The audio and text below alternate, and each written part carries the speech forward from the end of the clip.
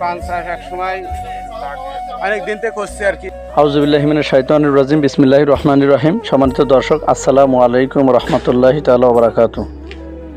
সম্মানিত দর্শক, এখন আমি আপনাদের সাথে কথা বলছি যেই জায়গাটা থেকে, সেই জায়গাটা হচ্ছে ঝিনাইদহ জেলার কালীগঞ্জ উপজেলার গোপালপুর গ্রাম। এখানে প্রচুর পরিমাণে পান চাষ হয়ে থাকে এবং এই পান এখান থেকে উঠায়ে শ্রমিকের মাধ্যমে এই পানগুলোকে সাজিয়ে বাংলাদেশের ঢাকা তথা প্রত্যন্ত অঞ্চল এই পানগুলো চলে যায় এবং আমরা সাধারণত এই পানটা যে খেয়ে থাকি, সেই পানটা আপনারা দেখতে পাচ্ছেন যে এটা হচ্ছে পানের একটা বরজ। এই পানের বরজটা খুবই পরিচর্যা, নিবিড় পরিচর্যার মাধ্যমে এগুলোকে রাখতে হয়, চার সাইড ঘিরে রাখতে হয় এবং এর ভিতরটা ছায়াযুক্ত। উপরে ছনের খড় দেওয়া আছে, আপনার ইসের ধান গাছের যে খড়, এই খড় দেওয়া, এবং দেখতে পাচ্ছেন প্রচুর পরিমাণে বাঁশের খুঁটি, চিকন চিকন খুঁটির মাধ্যমে এই পানগুলোকে এভাবে পরিচর্যা করা হয় প্রতিনিয়ত। নিচে থেকে পানগুলোকে ভাঙা হয় এবং উপর থেকে আস্তে আস্তে লতাটা নিচে নামিয়ে দেওয়া হয়। তো চলুন এই পান কিভাবে সংগ্রহ, আহরণ এবং কোথায় যায় এবং তাদের লাভ কেমন, লভ্যাংশ কেমন থাকে সেই সম্পর্কে একটু জানার চেষ্টা করব।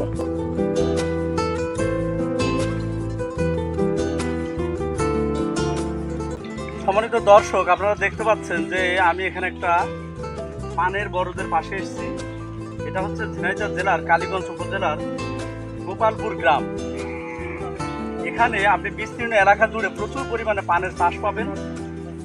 এই যে পান দেখতে পাচ্ছেন, এখানে প্রচুর পরিমাণে যে শ্রমিক ভাইরা কাজ করছে, এই পানগুলো আমাদের বাংলাদেশের প্রত্যন্ত অঞ্চলে প্রথম পর্যায়ে ঢাকাতে চলে যাবে এবং সেখান থেকে বিভিন্ন জেলা শহর এবং থানা পর্যায়ে, এমনকি গ্রাম ভিত্তিক যে ছোটোখাটো বাজার, সেখানে পৌঁছায় যাবে। তো আমি ভাইদের সাথে একটু কথা বলবো। ভাই, আপনার নাম কি? মেহেদি হাসান। তো এখানে আপনি পান এই ভাঙতে এসেছেন? আমরা ভাঙতে আসছি। আপনারা কতজন আছেন এখানে? আমরা 15 জন আছি পান ভাঙতে।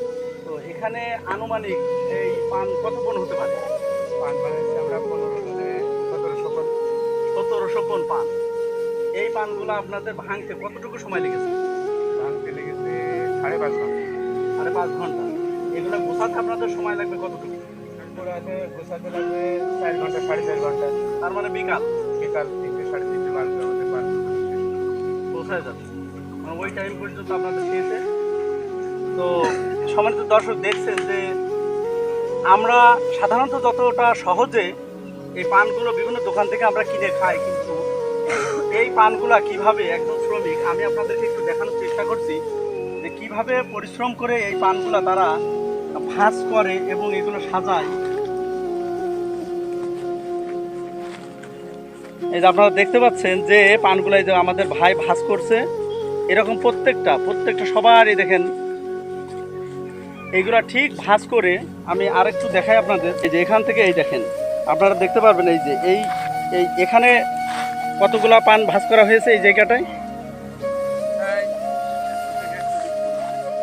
100 থেকে 120 পণ। এইভাবে ভাঁজ করে এই পানগুলো আমি আপনাদেরকে আরেকটু দেখাই। সেটা হচ্ছে যে এই পানগুলো এখান থেকে গোছানোর পরে, এই রেডি হওয়ার পর এখান থেকে চলে যাবে এই যে একটা ডোল, এইটাতে সাজানোর পর চলে যাবে ঢাকাতে। তো আপনারা যারা বিভিন্ন এলাকাতে বসবাস করছেন, তারা আপনাদের এলাকাতে কিন্তু অনেকের এলাকাতে পান চাষ হয় না। যদি কেউ মনে করেন যে পান চাষের উপযোগী আপনাদের এলাকার উর্বর মাটি হবে এবং আপনারা চাষ করবেন, তাহলে অবশ্যই এই ঝিনাইদহ জেলার কালীগঞ্জ উপজেলার গোপালপুর গ্রাম, এখানে আপনারা আসবেন। যেসব ভাইরা আছে, এসব ভাইদের আমাদের ইউটিউব চ্যানেলের নাম্বার দেওয়া থাকবে। আপনারা এই নাম্বারের মাধ্যমে যোগাযোগ করে এখানে এসে এখান থেকে আপনারা বিভিন্ন ধরনের পরামর্শ নিয়ে এখান থেকে চারা বা লতা আপনারা সংগ্রহ করে আপনারা পান চাষ করে নিজেরাও স্বাবলম্বী হতে পারবেন। পান চাষ সম্পর্কে আপনি কিছু বলতে পারেন? ভাই, আমরা এই পান চাষ এক সময় অনেক দিন থেকে করছি আর কি, কিন্তু এই পান চাষের উপরে আমরা কোনো সহযোগিতা পাইনি সরকারের কাছ থেকে। যে সরকারি আসুক দেশে, আজ এই পানের দাম ছিল এক সময় 2 মাস আগে এই পানের দাম ছিল আপনার 14,000 টাকা কাহন। এখন এই পানটা এসে দাঁড়াচ্ছে 7,000 টাকায়, মনে করেন হাফ দাম হয়ে গেছে। আমরা চলতে পারছি না, বড় চাষ করি। এদের প্রতি যদি আমাদেরকে সরকার যদি একটু সহযোগিতা করতো তাহলে আমরা পান চাষটা আরো সৌন্দর্য করতে পারতাম। তো সম্মানিত যারা দেশ বিদেশ থেকে আমার ভিডিওটি দেখছেন তারা অবশ্যই ভিডিওটি বেশি বেশি করে শেয়ার করবেন, যাতে গণপ্রজাতন্ত্রী বাংলাদেশ সরকার এই পান চাষীদের উপর খেয়াল রাখে এবং তাদের সার্বিক সহযোগিতা করে। সেই কামনায় আপনাদের কাছ থেকে বিদায় নিচ্ছে আমি মোহাম্মদ আলী হোসেন। অবশ্যই চ্যানেলটি সাবস্ক্রাইব করবেন এবং বেশি বেশি করে শেয়ার করবেন। আল্লাহ হাফেজ।